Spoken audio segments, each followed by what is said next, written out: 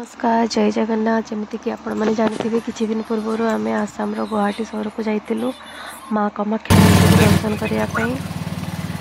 एठा को आसवा आपण मैंने बहुत रेलवे स्टेशन कि एयरपोर्ट आसपारे दिल्ली मुंबई कलकत्ता बेंगलुरु चेन्नई आदि डायरेक्ट ट्रेन एवं फ्लाइट सुविधा अच्छी। आम भोर भोर भोर बाहरी 5टा साढ़े 5टा भितर आम माँ को दर्शन करने पड़ जाइलु।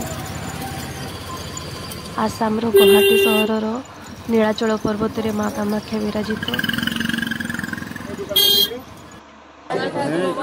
माँ को जो 51टी पीठ रही से माँ कामाख्या अन्यतम।